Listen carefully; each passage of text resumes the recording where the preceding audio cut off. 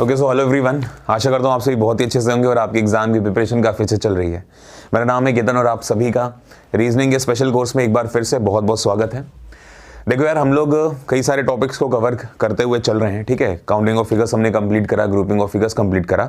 अब एक बहुत ही ज़्यादा इंपॉर्टेंट टॉपिक को हम स्टार्ट कर रहे हैं, ठीक है, जिसका नाम क्या है? तो जिसका नाम है सिलॉजिज्म्स, ठीक है। सिलॉग्स की अगर बात करी जाए तो एनालिटिकल रीजनिंग का सबसे पहला टॉपिक है, ठीक है। अभी तक हमने जैसे कि स्टार्टिंग में डिस्कशन किया था कि जो रीजनिंग है उसके तीन आप कह सकते हो कि लेवल्स हैं या तीन पोल्स हैं उसके। सबसे पहला जो लेवल है वो होता है वर्बल रीजनिंग, दूसरा होता है नॉन वर्बल और the last one is analytical reasoning, है ना। तो एनालिटिकल रीजनिंग जो होती है उसमें आपको एनालिसिस करना होता है चीज़ों को लेकर, ठीक है। एक इसके बाद जो हम टॉपिक पढ़ेंगे स्टेटमेंट एंड अजम्पशंस, एक और आपका टॉपिक होगा जिसका नाम होगा statements and course of actions, है ना। तो इस तरह के कई सारे इंपॉर्टेंट जो 2-3 टॉपिक्स हैं एनालिटिकल रीजनिंग के, वो हम यहाँ पर डिस्कस करेंगे। बट अभी फिलहाल के लिए हम सिलॉग्स को स्टार्ट कर रहे हैं, जो कि हमारा एनालिटिकल रीजनिंग का सबसे पहला टॉपिक होगा, ठीक है। बहुत ही ज़्यादा ध्यान से इस टॉपिक को देखने की इसलिए भी ज़रूरत है क्योंकि अगर बात करी जाए पूरे रीजनिंग में, एंटायर रीजनिंग में, अगर मैं जो 28 टॉपिक्स हम पढ़ने वाले हैं, इन 28 टॉपिक्स में से अगर कोई सबसे ज़्यादा इंपॉर्टेंट और थोड़ा सा टफ टॉपिक है ना, जैसे स्टूडेंट्स कहते हैं ना कि ये जो टॉपिक है मुझे टफ लगता है या ये पर्टिकुलर चीज़ है जो मुझे बहुत आसान लगती है, तो टफ के सेंस में अगर बात करी जाए तो सिलॉग्स एक ऐसा टॉपिक है जो जल्दी क्लियर नहीं होता बच्चों को, ठीक है। बिकॉज ये एक ऐसा टॉपिक है जिसमें आपको बहुत ही ज़्यादा कंसेप्ट की जरूरत होती है, साथ ही साथ में आपको याद करते हुए उन कंसेप्ट्स को आपको अप्लाई भी करना बहुत ही अच्छे से आना चाहिए। समझ में आ रहा है? तो यहां पर ये चीज क्लियर हो गई कि हमें सिलॉग्स में बहुत ही ज्यादा सावधानी बरतनी है इसको पढ़ते समय, ठीक है। आने वाली जो भी वीडियोस होंगी, 8-10 वीडियोस जो भी सिलॉग्स के ऊपर बनेंगी, ठीक है, इन सभी वीडियोस में आपको बिल्कुल रेगुलर रहना है। जब भी आप सिलॉग्स को पढ़ो, मान लो आप अभी सिलॉग्स की वीडियो देख रहे हो इस टाइम पे, ठीक है। अब आप ये मान के चलो कि अब आप गैप नहीं कर सकते। अब आपने सिलॉग्स स्टार्ट करा ना, तो अब आप लगातार जो वीडियोज है ना इनको लगातार देखना। आपको लगातार इन द सेंस ये नहीं कि एक ही दिन में आप सारी देख लो, है ना। लगातार का मतलब ये कि गैप मत करना। जैसे आज आपने 2 वीडियोस देख ली, उसकी आपने प्रैक्टिस कर ली, फिर आप क्या कर रहे हो, रात में सोने से पहले आपने एक वीडियो और देख ली, अगर मन है सिर्फ वीडियो देखी, अगले दिन वही 3rd वाली वीडियो फिर से देखी, 4th देखी, फिर उसके हमने प्रैक्टिस कर ली क्वेश्चंस की। मतलब हमें गैप नहीं करना, है ना। किन्हीं भी 2 वीडियोस के बीच में गैप नहीं होना चाहिए, ये आपको ध्यान रखना है, बिकॉज वो आपस में लिंक्ड होती हैं, ठीक है। तो सारी की सारी चीजें जब आपको आ चुकी होंगी तब आपको लास्ट में ये बात क्लियर हो जाएगी कि आपको सिलॉग्स आता है, ठीक है। पहला पॉइंट। दूसरा पॉइंट ये कि सिलॉग्स को हिंदी में हम कहते हैं न्याय निगमन। क्या कहते हैं? न्याय निगमन। इस एक वर्ड के अलावा कोई सेकंड वर्ड नहीं होगा जो मैं सिलॉग्स में लिख दूं हिंदी में। समझ में आ रहा है? इसका मतलब ये नहीं है कि मैं आपको सिर्फ और सिर्फ मतलब हिंदी में यहाँ पर पढ़ाऊंगा, ठीक है। तो यहाँ पर आपको ये चीज़ ध्यान रखनी है कि सिलॉग्स जो टॉपिक है ना वो सिर्फ और सिर्फ इंग्लिश में पढ़ेंगे हम। बाकी सारे के सारे टॉपिक्स हम बाइलिंगुअल पढ़ रहे हैं, है ना। लेकिन जो ये वाला हमारा टॉपिक है इसको हम क्या करेंगे, सिर्फ और सिर्फ इंग्लिश में पढ़ेंगे। उसका रीज़न ये है कि कभी कभी हिंदी में, कभी कभी क्या मोस्ट ऑफ द टाइम ऐसा देखा गया है कि हिंदी के जो क्वेश्चन होते हैं ना वो क्लियर नहीं होते, ठीक है। कभी कभी वो थोड़ा बोल देगा, कभी वो बोल देगा कुछ, कभी वो बोल देगा 99%, कभी वो बोल देगा ऑलमोस्ट, कभी एटमोस्ट, है ना, कभी जो है फ्यू, कभी ओनली। तो इन सब के ना हिंदी में मतलब क्लियर नहीं होते सही से, ठीक है। कब एग्जामिनर ने किस वर्ड को क्या अज्यूम करके या क्या सोच के उसका सॉल्यूशन दिया है, मतलब वो राइटर ने, वो चीज़ क्लियर नहीं होती है। बट वो चीज़ बेहतर किस में क्लियर होगी? इंग्लिश में। तो इसलिए मैंने यहाँ पे देखो कई सारे वर्ड्स लिख रखे हैं। अब जैसे एक ऑल है तो ऑल के कई सारे मीनिंग होते हैं, आपके सामने होगा, है ना। अब एग्जामिनर किस सेंस में उसको लिख रहा है ये आपको पता होना चाहिए, ठीक। तो हिंदी में ना वो क्लैरिटी नहीं होती। यही रीजन है कि हम सिलॉग्स को इंग्लिश में पढ़ेंगे। और मेरा ये विश्वास है कि जैसे मैं ऑफलाइन बैचेस में भी पढ़ाता हूँ, ऑलमोस्ट मुझे आज लगभग 4 साल का एक्सपीरियंस है पढ़ाने का ऑफलाइन बैचेस को, और मैं यही कहूँगा कि सिलॉग्स मैंने हर बैच में इंग्लिश में ही पढ़ाया है, ठीक है। और बैच में हिंदी मीडियम के जो बच्चे होते हैं वो ज़्यादा होते हैं। मे बी आप जो ये वीडियो देख रहे हो, आप व्यूअर्स, आप में से भी कई सारे ऐसे बच्चे होंगे, कई सारे ऐसे स्टूडेंट्स होंगे जो हिंदी मीडियम बैकग्राउंड से रहे होंगे, ठीक है। उनको एकदम से डर लग गया होगा कि सर ने ये बात क्या कह दी है ना कि हम सिर्फ इंग्लिश में पढ़ने वाले। तो ऐसा बिल्कुल नहीं है दोस्त। उन बच्चों को भी आया है ना तो आपको भी आएगा, सिंपल सी बात है, जरूर आएगा। बस ये है कि थोड़ा सा एक विल पावर रखना अपने अंदर सीखने वाली। ये बिल्कुल मत सोचना, इस चीज़ को अपने ऊपर हावी नहीं होने देना कि नहीं सर ने तो इंग्लिश में बोल दिया, सर ने तो इंग्लिश में पढ़ा दिया, मुझे आ ही नहीं सकता। ऐसा नहीं है। उन बच्चों को आया, आपको भी आएगा, ठीक है। बस ये विल पावर रखना कि मुझे सीखना है और आप जरूर सीखेंगे। गैप मत करिएगा वीडियोस के बीच में, ठीक है। बस इतनी सी बात आपसे कहनी थी। अब हम जल्दी से स्टार्ट करते हैं अपनी टॉपिक को। देखो, अगर हम बात करें सिलॉजिज्म की, ठीक है, जिसको हम हिंदी में न्याय निगमन कहते हैं, है ना। इसमें हम डील करेंगे कुछ चीज़ों के साथ। तो हमें क्या क्या पढ़ना है बेसिकली हमारे सिलेबस के अंदर, तो सबसे पहले हम उसको देख रहे हैं, है ना। जैसे सबसे पहले आप देखो, आपको बेसिक्स के बारे में जानना होगा, ठीक है। तो बेसिक्स में क्या क्या चीज़ें हम डिस्कस करते हैं, जैसे कुछ कंक्लूजन्स के बारे में आप जानोगे, है ना, केसेस के बारे में आप जानोगे, डायरेक्ट क्या होता है, इनडायरेक्ट क्या होता है। यहाँ पर देखो, यहाँ पे मैंने कई सारे केसेस आपके सामने लिख रखे हैं, बेसिकली ये 4 होते हैं पूरे सिलॉक्स के अंदर, तो इन चारों केसेस के बारे में आप समझोगे, ठीक है। तो ये सारा का सारा बेसिक्स होगा जो भी हम धीरे धीरे बात करेंगे, ठीक है। बेसिक्स के बाद दूसरे नंबर पे आ गया केसेस। ये बेसिक्स के अंदर ही है, बेसिकली हम केसेस के बारे में डिस्कशन करेंगे। अभी बेसिक्स में आपको सिर्फ ये दिखा रहा हूं कि ये केसेस होते हैं, लेकिन सम के केस के अंदर क्या क्या अंदर बातें हैं वो हम यहां पे डिस्कस करेंगे, ठीक है, केसेस के अंदर। उसके बाद जब हम उन केसेस को डिस्कस कर रहे होंगे, मान लीजिए मैंने सम का केस डिस्कस किया आपके साथ, तो सम के केस में एक्चुअली में क्या क्या चीजें निकल कर आ सकती हैं, क्या क्या कंक्लूजन्स हैं जो सम का केस मुझे दे सकता है, तो ये सारी की सारी बातें करी जाएंगी यहां पर, ठीक है, केसेस के अंदर और उनके कंक्लूजन्स के अंदर, ठीक है। समझ में आ गया क्या क्या निष्कर्ष आता है, बेसिकली इसको कथन और निष्कर्ष भी कहा जाता है इस टॉपिक को, ठीक है। इसके बाद हम करेंगे यहाँ पे कुछ एग्जांपल्स। जब हम यहाँ पर पढ़ लेंगे 2 पॉजिटिव केसेस के बारे में, जब हम सम और ऑल का यहाँ पर कंक्लूजन्स को देख लेंगे, पढ़ लेंगे, तो उसके बाद हम कुछ एग्जांपल्स की बात करेंगे, कुछ प्रीवियस ईयर क्वेश्चंस की बात करेंगे जो उस पर बेस्ड पूछे गए हैं, ठीक है। तो ये आपको समझ में आ गया, लेकिन आपको ध्यान ये रखना है कि यहाँ पर जो एग्जाम्पल्स होंगे आपके, वो सिर्फ और सिर्फ कंसर्न होंगे पॉजिटिव केसेस के साथ, मतलब ऑल और सम के साथ, ठीक है। अभी मैं आपको यहाँ पर नो और सम नॉट के केसेस बिल्कुल भी नहीं बताऊंगा, क्योंकि उसका एक रीजन ये है कि अगर आप यहाँ पर नो और सम नॉट के केसेस को पढ़ोगे तो फिर आप नहीं कर पाओगे, ठीक है, बिकॉज उसके लिए एक इंपॉर्टेंट मेथड है जिसका नाम क्या होता है, रिप्लेसमेंट मेथड, ठीक है। तो अगर आप नो और सम नॉट के केसेस को सीखना चाहते हैं तो उसके लिए आपको कौन सा मेथड आना जरूरी है, रिप्लेसमेंट मेथड आना जरूरी है। तो जब ये मेथड आ जाएगा तब आप नो और सम नॉट के मतलब नेगेटिव केसेस को करना शुरू कर देंगे, ठीक है। अब जब आप ये सीख लोगे तो फिर हम क्या करेंगे, यहां से यहां तक हमने जो भी पढ़ा, मतलब पॉजिटिव और नेगेटिव जो हमने केसेस यहां पे डिस्कस करे होंगे आपके साथ, वो सारे के सारे हम मिसलेनियस प्रॉब्लम्स की फॉर्म में देख लेंगे, ठीक है। और यहां पर मैं आपको बहुत ज्यादा प्रैक्टिस कराने वाला हूं, बिल्कुल परेशान मत होना, बहुत अच्छे से हम यहां पे पढ़ेंगे, ठीक है। इसके बाद अगर हम बात करें नेक्स्ट, देखो तो लिखा हुआ है आपका कॉम्प्लीमेंट्री पेयर्स, ठीक है। कॉम्प्लीमेंट्री पेयर्स की अगर बात करी जाए तो बेसिकली इसे कहा जाता है आइदर और केस, ठीक है। मैं यहां पे मेंशन कर देता हूं आइदर और केस, ठीक है, आइदर और केस, ठीक। अभी हम ये भी डिस्कस करेंगे कि आइदर और केस क्या होता है, तो इसको ध्यान से समझो। आइदर और केस बेसिकली वो कंडीशन होती है जिसमें आप कोई ऐसी 2 बातें हो जिन्हें एट अ टाइम पे आप गलत नहीं कह सकते। जैसे मैं आपसे कहूं कि आपकी जेब खाली है, एक पॉइंट, और मैं आपसे कहूं दूसरी तरफ कि आपकी जेब में कुछ पैसे हैं, तो मैं दोनों में से एक बात ही एट अ टाइम पे बोल पाऊंगा, है ना। या तो मैं बोलूंगा कि भाई आपके जेब में कुछ पैसे पड़े हैं, या फिर मैं बोलूंगा कि आपके जेब में कुछ भी नहीं है, या फिर 1 भी रुपया नहीं है। तो दोनों में से दोनों बातें एक पॉइंट पे ही सही हो सकती हैं, एक सिंगल पॉइंट पे दोनों बातें कभी भी सही नहीं होंगी। मतलब मैं ये भी बोल दूं एक पॉइंट ऑफ टाइम पे कि आपके पास कुछ पैसे हैं, और दूसरी तरफ मैं ये बोल रहा हूं कि आपके पास कुछ भी पैसे नहीं है। तो ऐसी कंडीशन में मुझे क्या करना होता है कि आइदर और केस के पास जाना होता है। बाकी जब हम इसको डिस्कस कर रहे होंगे तो फिर हम और बेहतर भी क्लियर करेंगे जब हम कॉम्प्लीमेंट्री पेयर्स पढ़ेंगे, ठीक है। इसके बाद देखो नेक्स्ट हमें पढ़ना है कोडेड सिलॉक्स। अब ये जो टॉपिक है कोडेड सिलॉक्स और अगला वाला रिवर्स सिलॉक्स, ये दोनों वो टॉपिक्स हैं जो कि बैंक में पूछे जाते हैं, ठीक है। बैंकिंग के जो एग्जाम्स होते हैं उसमें ये दोनों चीजें पूछी जाती हैं, और अगर देखा जाए तो कहीं ना कहीं एसएससी पॉइंट ऑफ व्यू से इतना ज्यादा इंपॉर्टेंट नहीं है, तो हम यहाँ पे ज्यादा इतना फोकस नहीं रहेंगे, ठीक है। लेकिन फिर भी मैं आपको कोडेड और रिवर्स सिलॉक्स के क्वेश्चन जरूर कराऊंगा।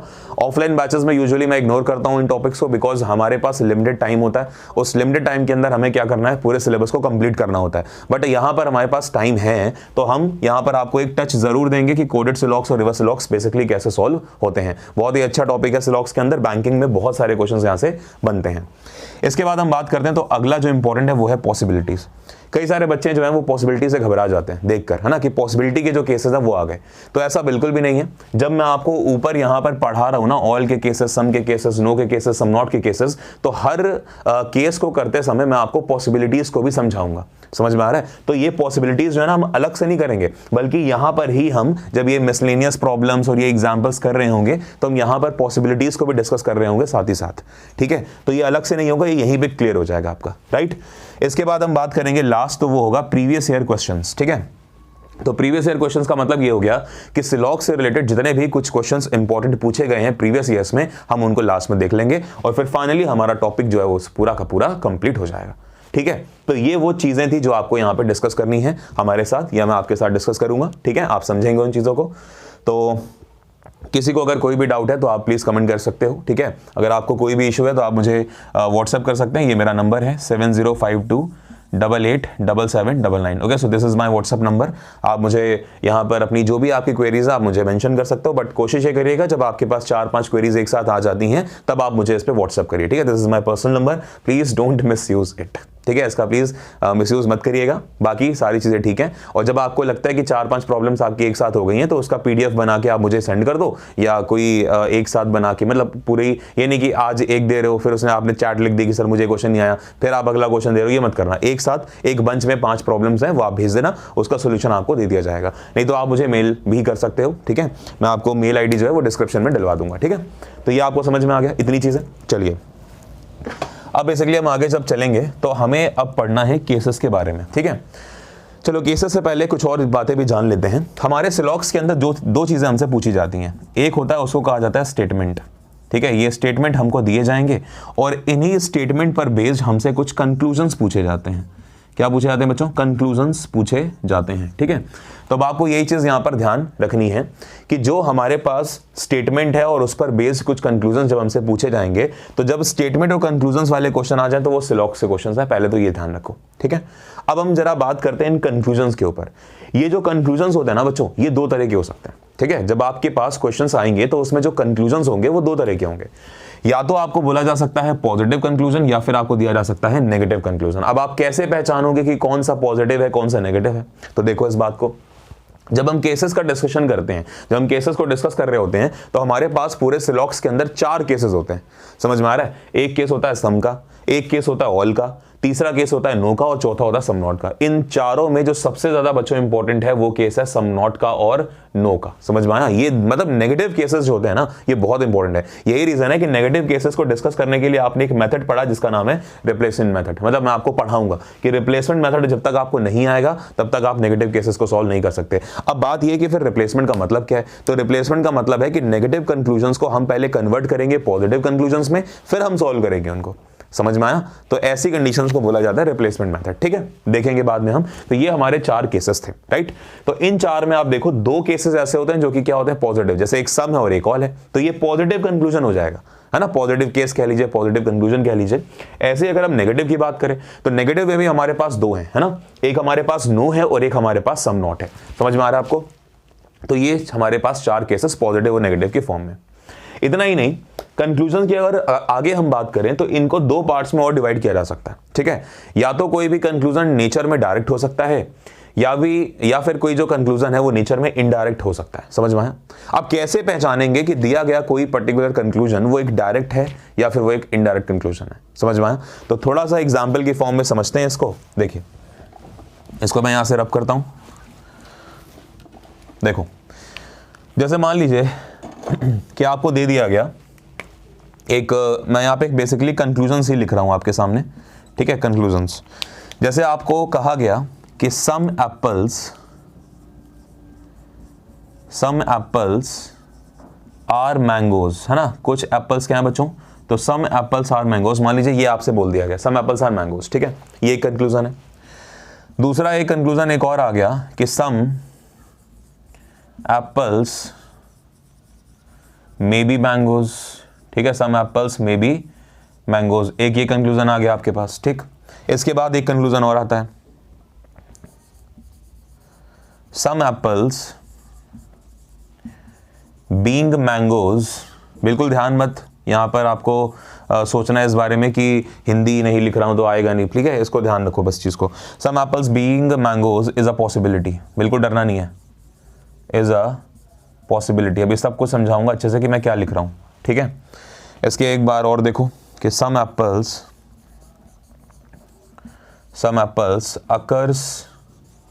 Occurs to be mangoes.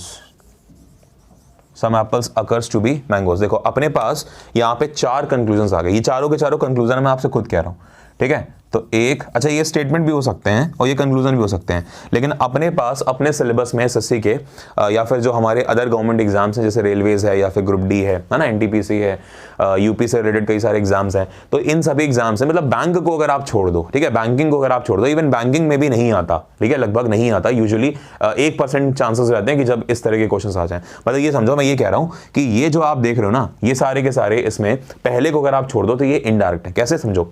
Some apples are mangoes, mangoes. अगर कभी आपके कंक्लूजन में ये वर्ड्स आ जाएं, देख रहे हो आप, अगर कभी आपके कंक्लूजन्स में ये वर्ड आ जाएं तो बच्चों वो जो कंक्लूजन होता है वो इनडायरेक्ट होता है।